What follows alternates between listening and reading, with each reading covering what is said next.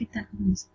Continuando con nuestros tipos de reacciones en química orgánica, vamos a hablar en esta ocasión de las reacciones de adición. Hemos estado hablando acerca de las anteriores sesiones, las reacciones de sustitución. Decíamos que aquellas son aquellas que las que un átomo o un grupo de átomos del sustrato son sustituidas por un átomo o grupo de átomos reactivos. En esta ocasión vamos a ver qué es una reacción de adición. Vamos a darnos cuenta que en este tipo de reacciones, este tipo de adición ocurre cuando existen dobles, triples o triples enlaces y se incorporan algunos grupos en ellos, sustituyendo la saturación, formando la saturación, ¿sí? A partir de la insaturación. Recordemos que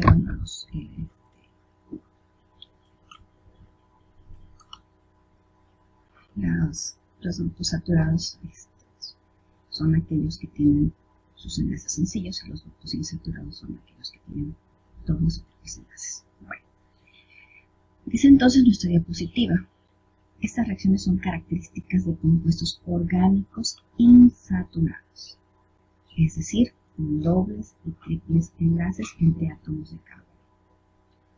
También con aquellos dobles enlaces carbono-oxígeno. Estos grupos funcionales poseen enlaces pi más lábiles que los enlaces sigma y pueden ser atacados por distintos reactivos. Es decir, que estos tipos de enlaces son mucho más débiles, por decirlo así, los enlaces pi, que eso permite precisamente que pueda adicionarse a él. En estas reacciones, átomos o grupos de átomos se adicionan a átomos de carbono unidos a través de dobles o triples enlaces, lo que implica la desaparición de la unión pi y la formación de enlaces sigma, lo que estábamos comentando ahorita.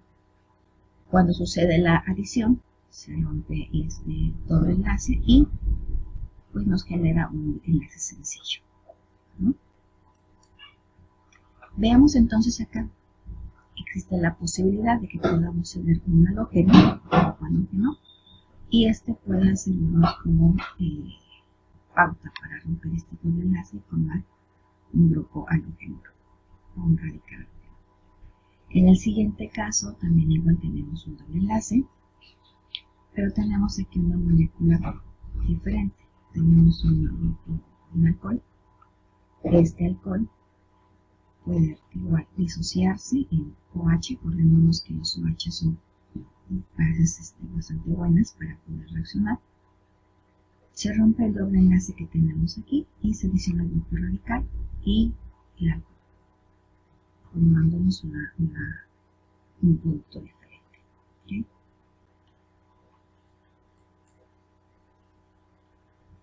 En las adiciones electrofílicas, ¿qué sucede con las adiciones electrofílicas? Nos dice, el doble o triple enlace representa un centro con una alta densidad electrónica, lo cual lo hace factible para ser atacado por zonas electrofílicas de algún reactivo en particular,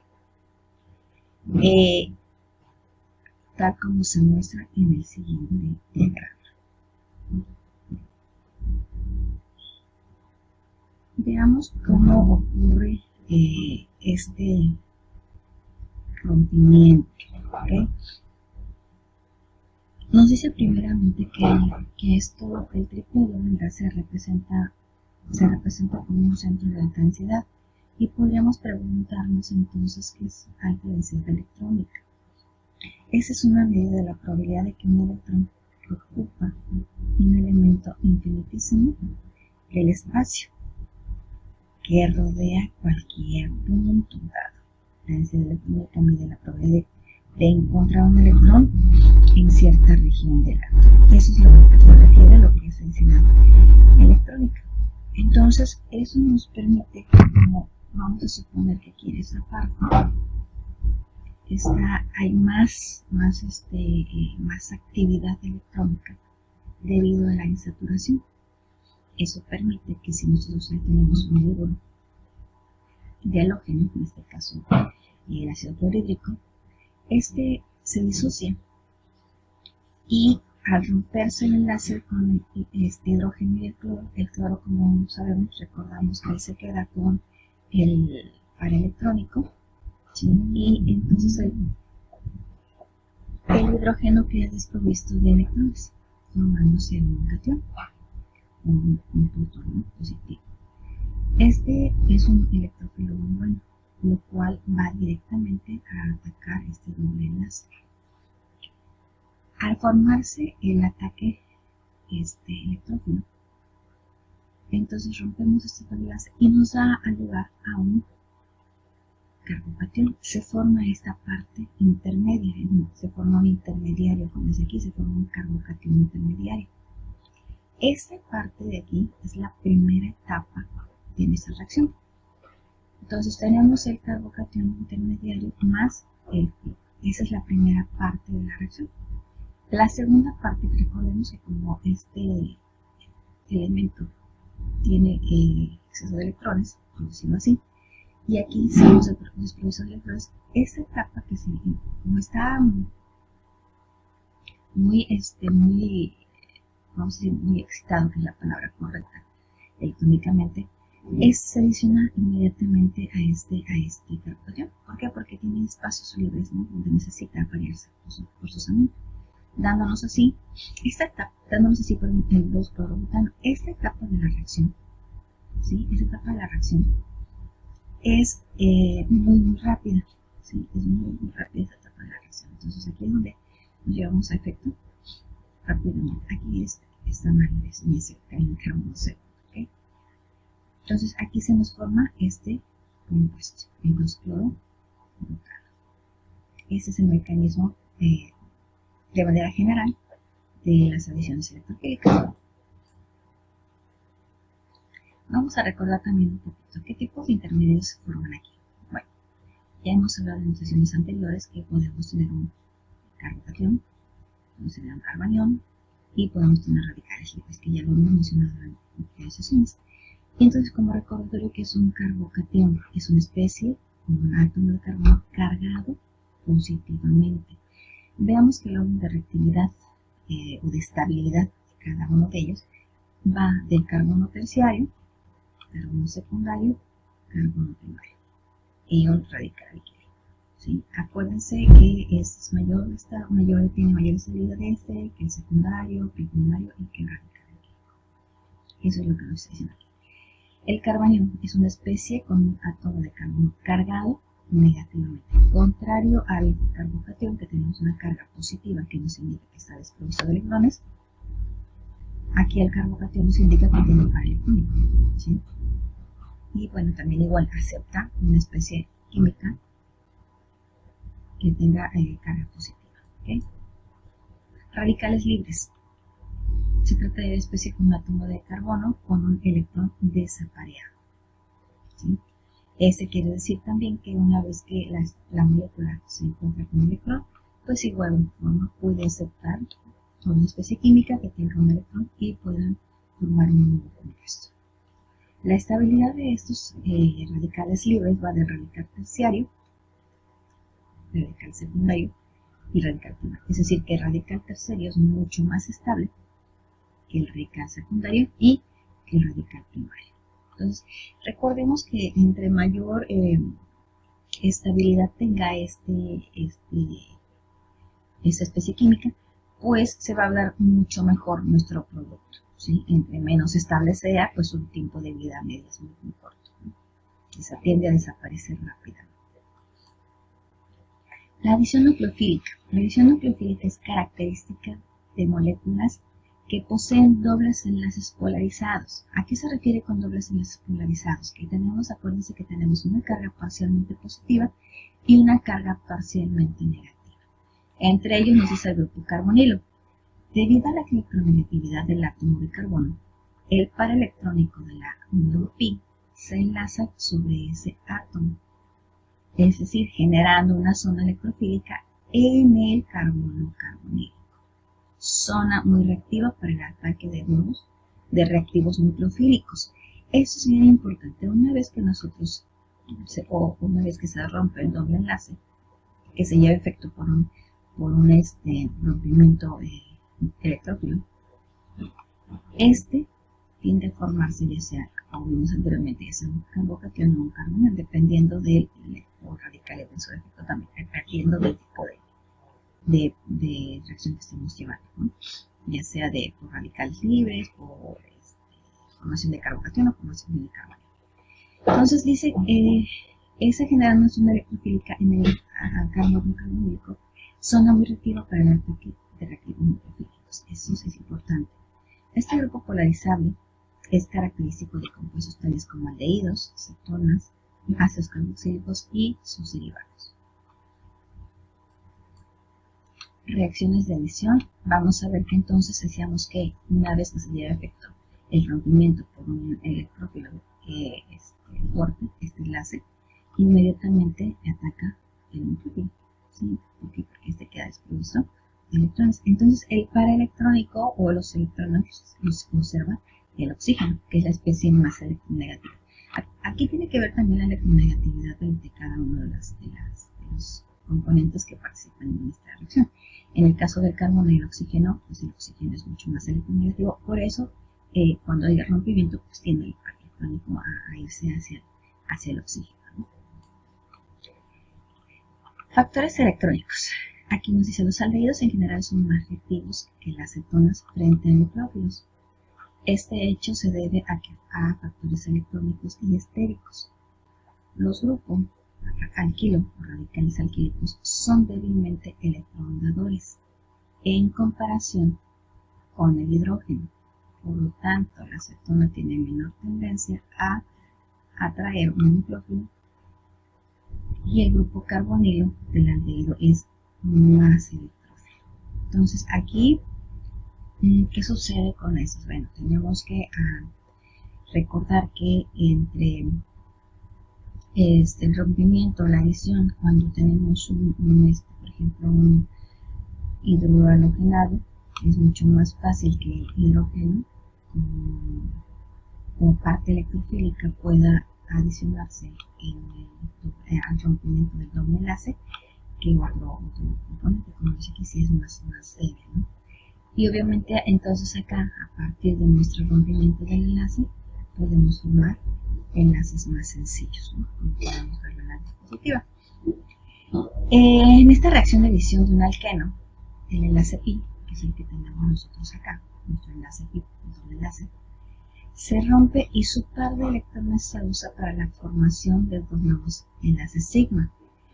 En cada paso los átomos de carbono se rehibridizan a sp3, es decir, que cambian de sp2, tenemos acá ese tipo de enlaces, de hibridación tenemos sp2 cuando tenemos dobles enlaces, y cuando ese doble enlace se rompe y formamos enlaces sencillos, entonces se forman enlaces sp3. Por eso se rehibridizan a sp3, ¿sí? Entonces, regularmente los compuestos insaturados tienen enlaces sp2 y los saturados tienen enlaces sp3. Los compuestos que contienen enlaces pi generalmente son de mayor energía que los compuestos comparables que tienen enlaces sigma. Este tipo, por eso les dice al inicio, ese tipo de enlaces tienen una densidad electrónica mucho más grande que este tipo de enlaces, ¿sí? Por eso los hace, como tienen mayor energía, pues los hace más fácil susceptibles para el rompimiento de ellas y poder aparearse con otro elemento o compuesto químico o funcional.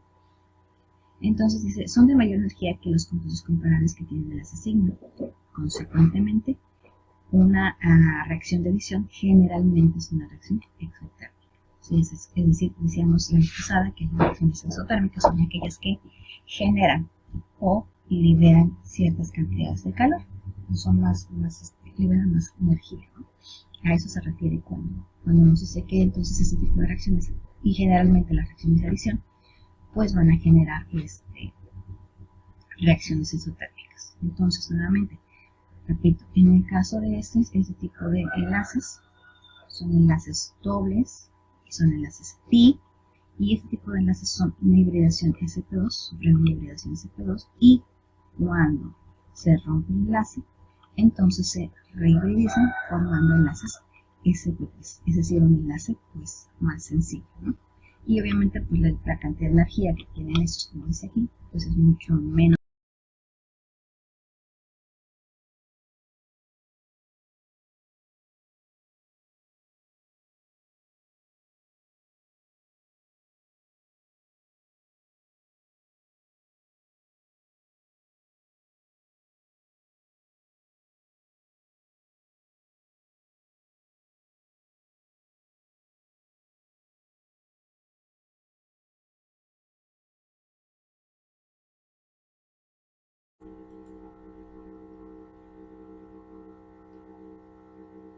Bien, entonces estaba diciendo que en reacciones de adición, regularmente cuando ocurre el rompimiento de un enlace sigma, el enlace I, y se convierte en enlace sigma, regularmente recorre una reacción de exotérmica.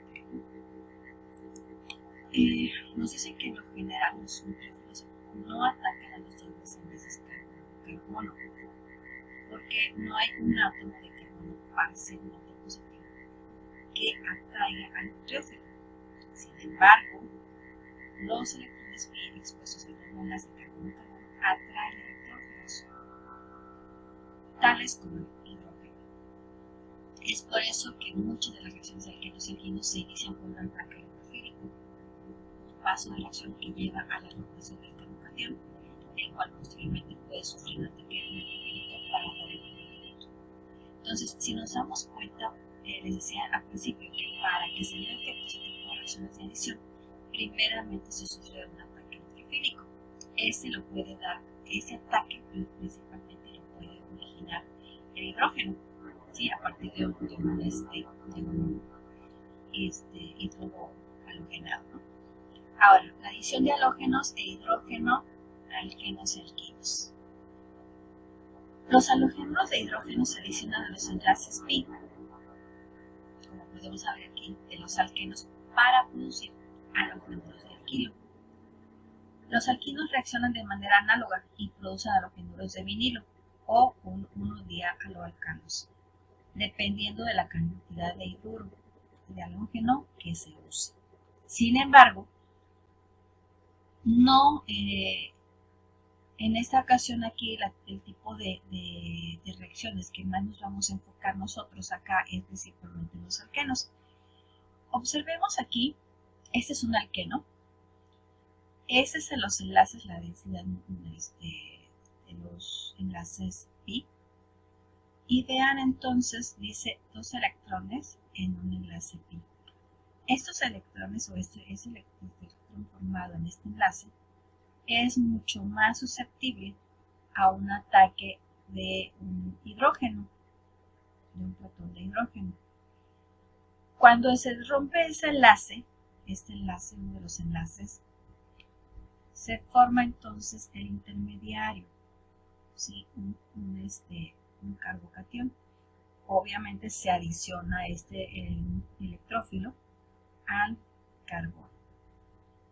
Y entonces es mucho más fácil, cuando ya tenemos formado un carbocatión, es mucho más fácil que se lleve a efecto el ataque nucleofílico, como lo podemos ver aquí.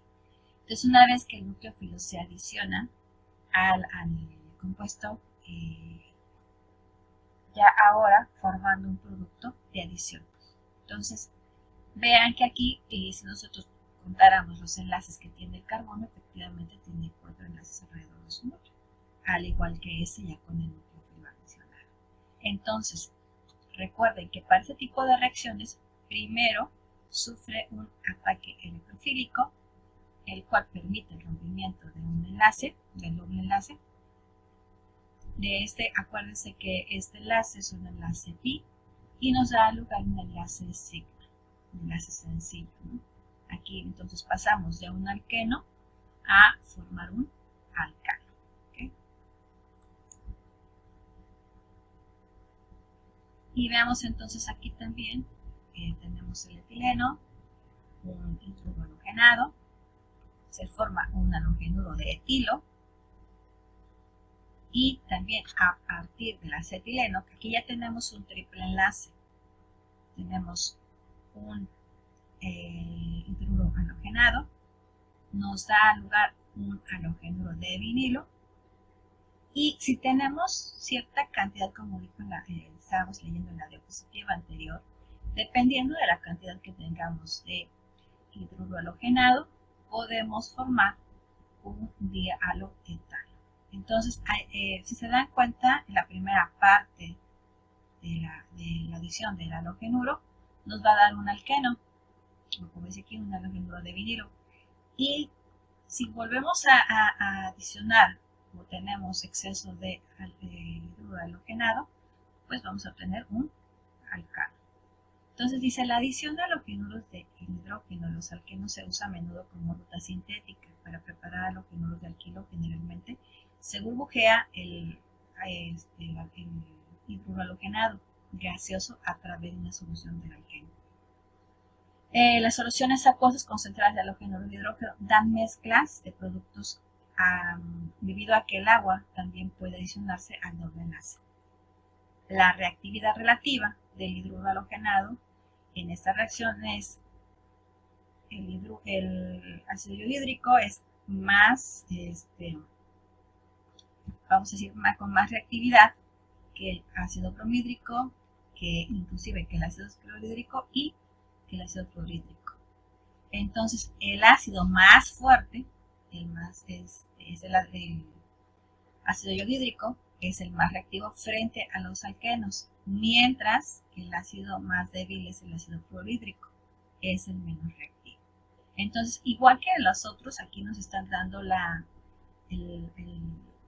estabilidad de reactividad, o quiénes son más reactivos o quiénes son más susceptibles de reaccionar, en este caso con los alquenos o con los alquenos o con los alquinos, y estos van en el orden que aquí se manifiestan, ¿no? Entonces es mucho más reactivo el ácido hídrico, más que el ácido bromhídrico, más que el ácido clorhídrico y más que el ácido fluorhídrico. Entonces ¿quién nos daría un mejor producto? Pues obviamente cuando tenemos en reacción con el ácido hídrico, ¿no? Es el que nos va a hacer un producto mucho mejor que con el ácido fluorhídrico, que es más débil, ¿no?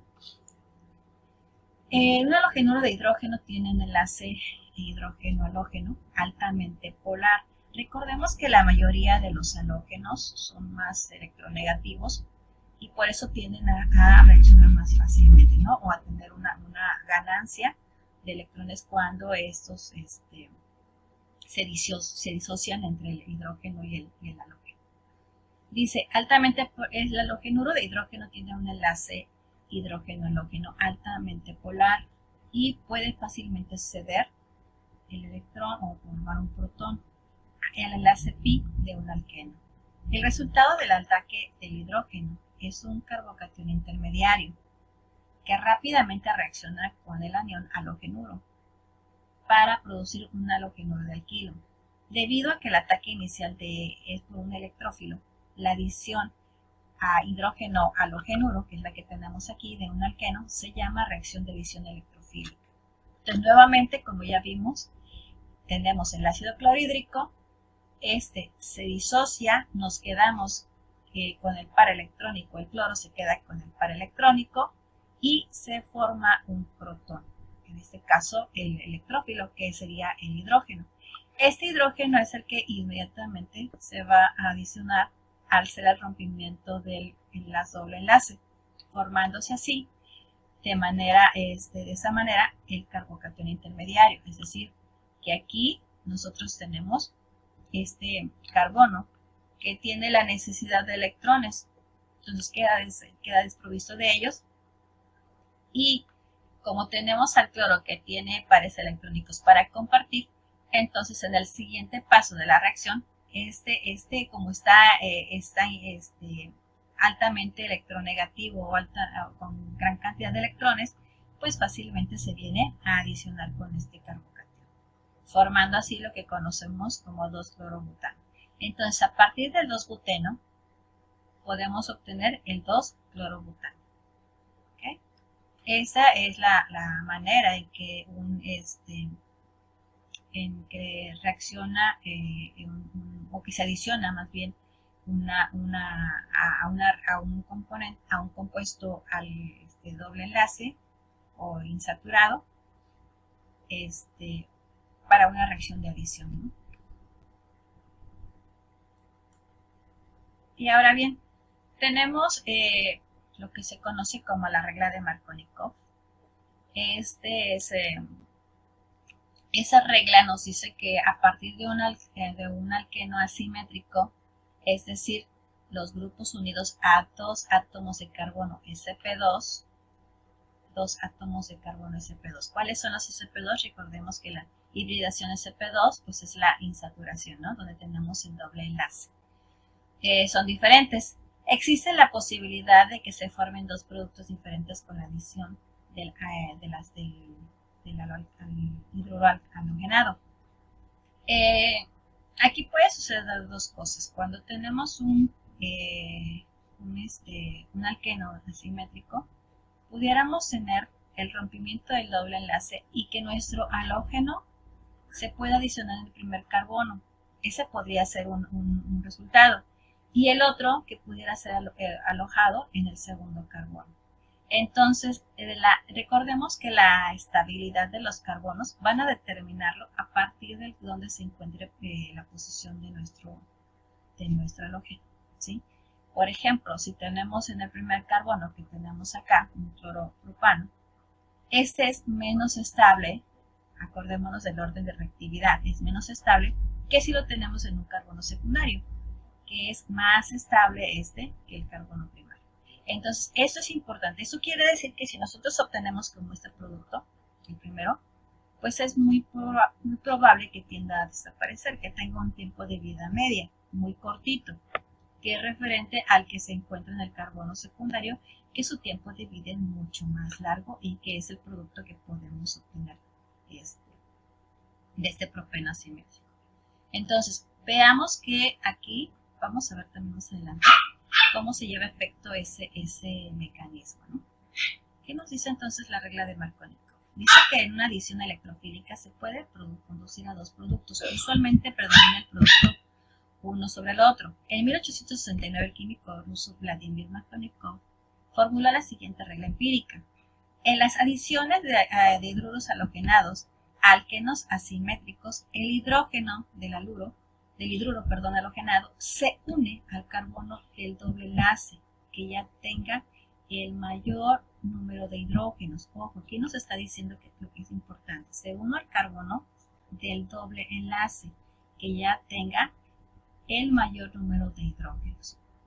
Mediante la regla de Markovnikov podríamos predecir que la reacción del ácido clorhídrico con el propeno produce 2-cloropropano y no su isómero 1-cloropropano.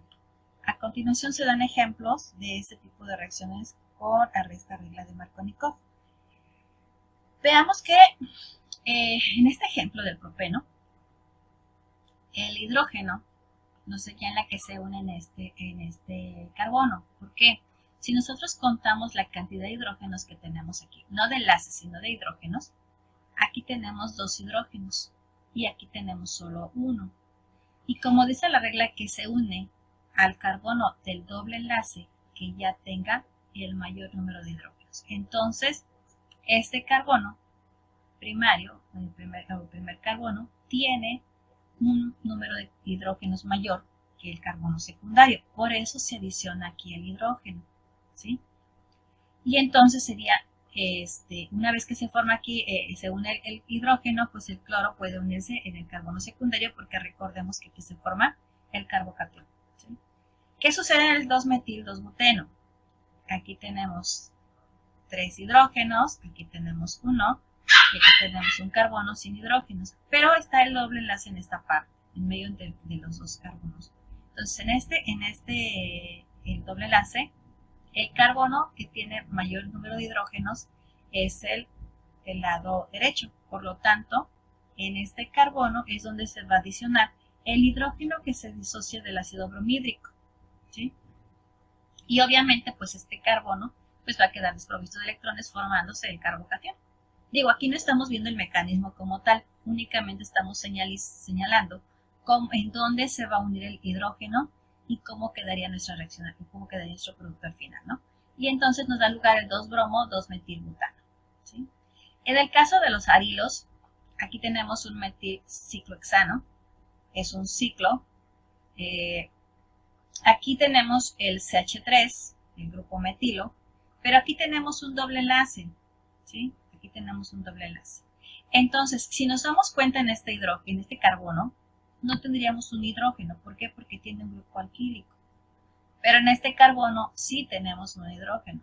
Acordémonos que aquí tenemos el doble enlace, por lo tanto el hidrógeno del ácido iodídrico que tenemos acá se va a unir en este carbono, ¿sí? Porque aquí tenemos mayor cantidad de hidrógenos.